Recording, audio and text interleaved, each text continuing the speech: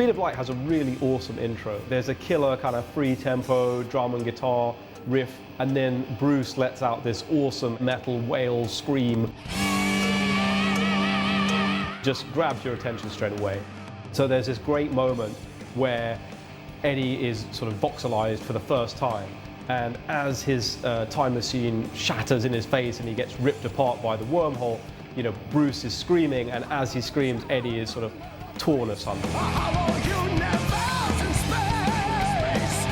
I think there was a real opportunity, given Maiden's incredible history and this legacy of just decades of incredible heavy metal, to look back at those decades and those eras at specific single and album covers and get inspiration for the different worlds that Eddie might travel through.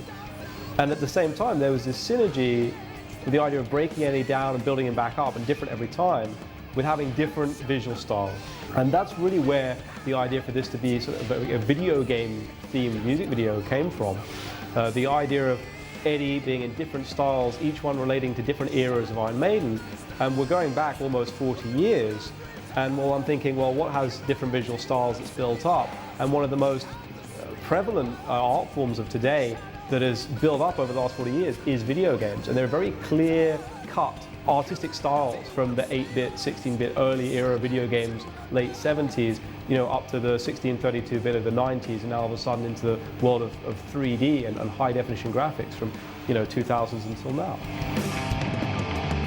When I first heard the track Speed of Light, it was really the lyrics that stuck with me for quite a while. There were certain lines in the lyrics that really inspired particular aesthetic choices in the video and ideas for the rules in which this world which Eddie would inhabit. Bruce talks about a single particle of me, which was how we came about to breaking Eddie down into individual pixels, or in 3D, voxels. And so we could smash Eddie down into his component individual pixels and then rebuild him in all these different forms. And so this single particle of Eddie can, you know, reconnect with all these other particles and become new variations of Eddie, whether that's 8-bit Eddie, 16-bit Eddie, 64-bit Eddie, or very high-res, you know, modern 3D Eddie, as we'd seen in video games today.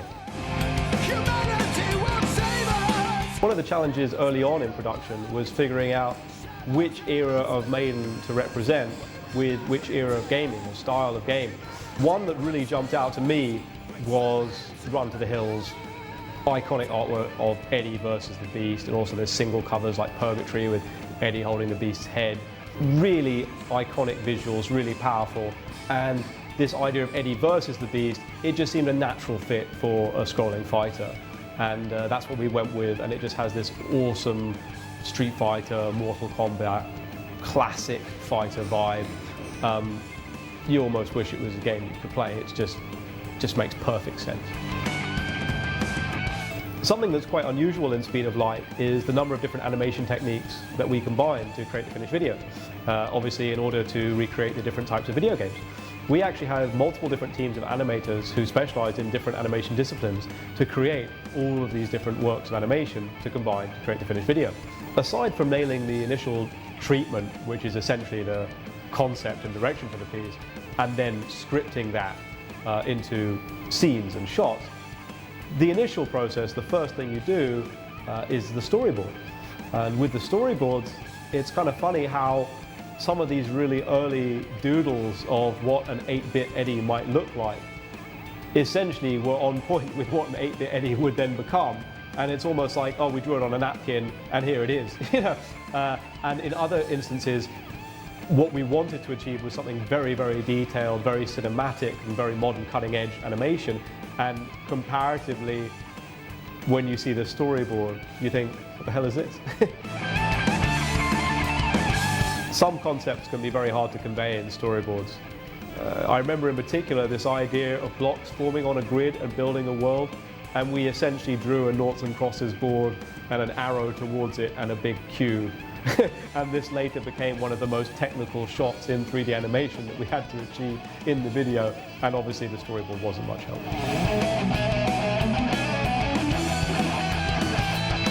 I feel very fortunate to have had the opportunity to make this video at this point in time. I really feel that now is the time where digital animation and other creative techniques have got to a stage where we can do Eddie justice. In the past, it's been really hard to bring Eddie to life in the way you see him on the album covers. Previously, it would have been near impossible to even get anywhere near that level of detail and complexity.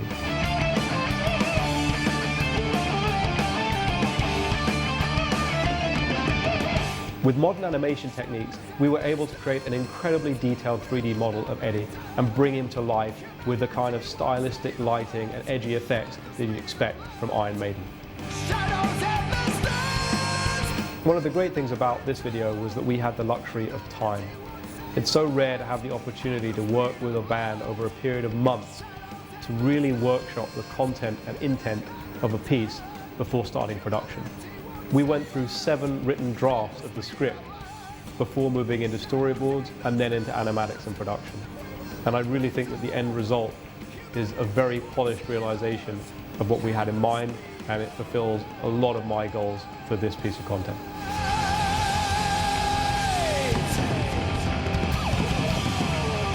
There's so many Easter eggs for you to find, so much imagery we've referenced. I think I have a lot of fun, go through it frame by frame, see what you can figure out.